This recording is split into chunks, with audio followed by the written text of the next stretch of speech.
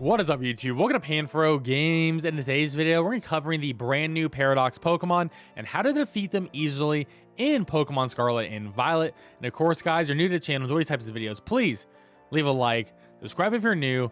I really appreciate it. So Walking Wake is going to be a Water Dragon Water Terramon that is exclusive to Pokemon Scarlet, and Iron Leaves is going to be Grass and Psychic Terra exclusive to Pokemon Violet. Now to begin, we're going to start with Walking Wake here, and I have to say, to fight both of them, you're going to have to actually update your game to 1.2.0, and you can get the other one in your version as well, as long as you connect online. But you can only catch one of each, so keep that in mind. But they're all going to have about 4 perfect IVs, and then you just have to boost the rest. It's not that bad at all.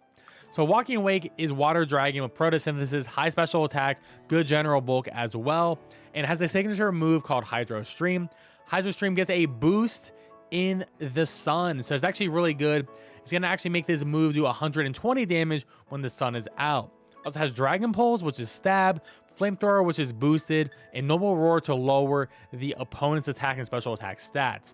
So overall, it's not that hard. It's a 5-star raid, not a 7-star raid, but it can be a little bit tricky for some people for sure. There's definitely a bunch of Pokemon that can handle this pretty well. Iron Hands for one, Belly Drum setup. Azumarill is immune to Dragon Resist, Hydro Stream, and Flamethrower. Another great option. Miraidon does resist the Hydro Stream. Flamethrower is weak to Dragon Pulse, but can do stab super effective damage back for the electric moves. And I'm actually going to show off Lurantis in this video that can actually handle this Pokemon pretty well too. Now the Pokemon I'm going to show off to defeat Walking Wake here is going to be Lurantis. Lurantis resists the Hydro Steam, which is going to be the scariest move that it has. And Lurantis is actually a really good Pokemon in the sun because we're going to be able to pop off +6 solar beams to defeat it pretty easily. The item I recommend is going to be the Oka Berry, so you can actually take one Flamethrower really well. And because we have the hidden ability Contrary, we're going to be able to boost our stats +2 whenever we use a Leaf Storm, which is going to be really nice.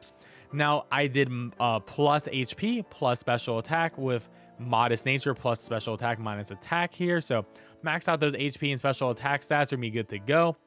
And for everything else, you're just going to Leaf Storm 3 times, get your attack to +6, and then you're going to Solar Beam. And then you're going to be good to go and take out this Pokemon here.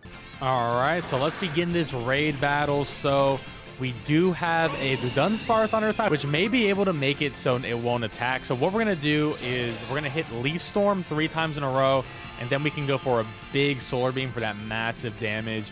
And it's actually going to be able to put his shields up before we even get that third one up. But Leaf Storm is just going to boost our special attack stat up, so might as well.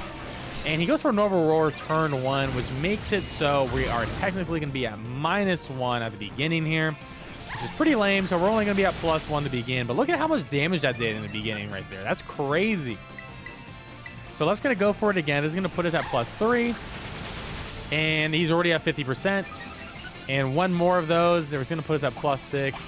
Flamethrower, we're going to have to eat that with the Orca Berry, so it's actually going to do pretty much not much damage at all. We can take one of those Flamethrowers, really nice.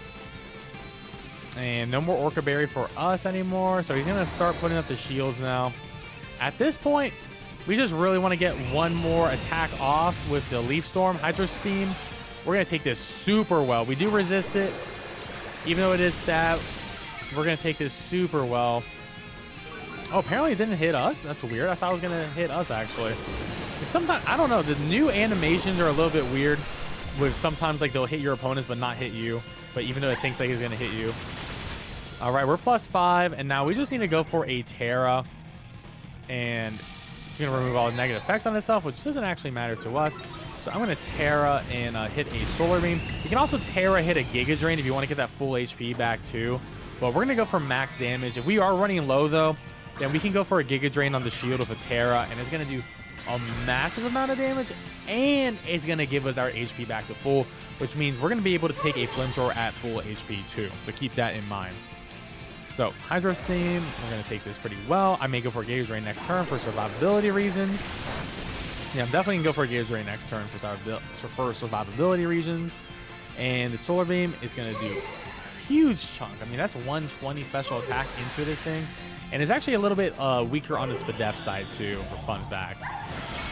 And he's pretty much dead from that right there. If we were +6, that's a one-shot. But we were only +5 because of the normal roar. So yeah, this thing is an absolute monster. And now who cares? It doesn't really matter at this point whether we die or not. We would have killed otherwise, but... And now he's dead. So there you go. Luranthus is an absolute beast. I do think the Orca Berry is pretty important because if you get hit by a flamethrower without having the Orca Berry, you may actually just die if you're too low. But, you know, we get quite a few candy, some Terra Shards, some other nice things. But there you go. And there you go. That is how you solo the Walking Wake with Luranthus in Pokemon Scarlet and Violet. Now let's go over to the Iron Leaves section. Now to pretty much solo Iron Leaves. I can't really show off a solo because, you know, I'm on Pokemon Scarlet. But for Iron Leaves, you can notice Psychic, Grass, and Bug. And King Ambit is a Steel and Dark type, which means you're immune to Psychic, you are going to resist the Grass moves, and Bug is neutral to you. So the plan here is to set up Swords Dance 3 times and hit a Kowtow Cleave. It's going to do a lot of damage, and then you're just going to Terra Dark and Kowtow Cleave. We do have the Adamant Nature, which is going to give us bonus attack, and we are max HP, max attack as well. And we also have the item Mirror Herb, so when the Iron Leaves uses a Swords Dance on us, we are actually going to get the free boost, so then we can just go for a Kowtow Cleave 1 turn quicker, which is really nice. And the only concern is when we Terra Dark to get the bonus damage on Kowtow Cleave, we are then weak to Mega Horn, so keep that in mind. So we're going to be starting off with a Swords Dance here with the King Ambit. And we actually got lucky. We dodged a Mega Horn here, so this Swords Dance is going to put us at +2.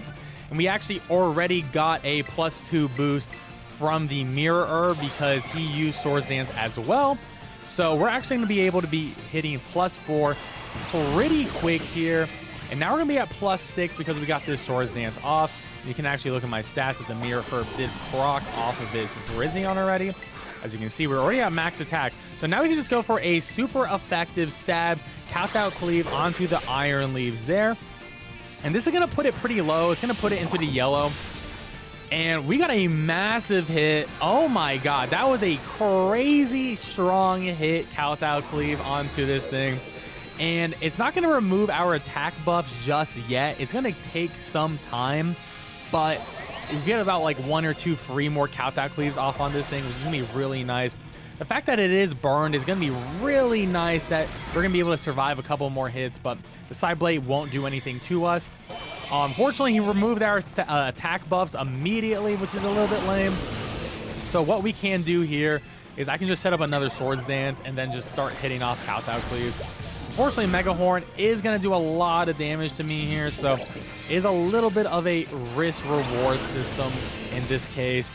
So I'm actually going to go do a healing here just so we can pretty much survive another Mega Horn hit here. And we're going to hope he misses. Mega Horn is an 85% accurate move, and it has a pretty good chance of hitting. Hopefully he doesn't go for Mega Horn here. Sometimes the AI will go for Leaf Blade. Really depends. He went for Leaf Blade, so we're in a good spot. Unfortunately, he has a lot of attack buffs, and that hit us pretty hard. So I'm just going to go for Kowtow Cleaves again. Mega Horn. Mega Horn missed. That's huge. That is a massive miss. So we're going to go for a +2 Kowtow Cleave. Into the Terra Shield. There's a nice little chunk on it there. And we still can't get the Terra off. We need one more attack. Goes for Mega Horn. That's going to do a lot to us. About a little bit past 50% there. And there we go. We're going to get one more. Now, this is a little bit risky. Still can't Terra because he stole a Terra Charge. So we're just going to Kowtow Cleave. And we're going to get one more hit before we faint, and that's okay. All right, he's pretty much down to the wire here. So pretty much one more attack from anyone on our side. Even the AI is going to just take it out. And we don't even need to Terra Leaf Blade. If he crits, that's going to suck. He did not crit. And we're going to be able to knock down its shield with that Kowtow Cleave. And the shield should be broken. Iron Leaf is just done. He fainted with his shield up, which is actually really interesting. I don't think I've actually ever seen that. That was a little bit weird of an interaction, but there you go. King Ambit, as I demonstrated here, is pretty much a hard counter to the Iron Leaves. It gets a little bit sketchy once enough attack boosts are going up, but you know, eventually you'll be able to persevere, and especially in an online setting, if you have 4 King Ambits, then you're gonna be able to roll this thing so fast and quickly, you'll have no problem at all farming it. And there you have it, guys. That is how you easily defeat both of the brand new Paradox Pokemon for Pokemon Scarlet and Violet, and pretty much how you solo both of them too. So guys, let me know in the comment section below if you have any other strategies you're willing to share with people in the community. And of course, guys, you're new to the channel, please leave a like, subscribe if you're new. I really appreciate it, and I'll catch you guys next time. Peace out and have a great one.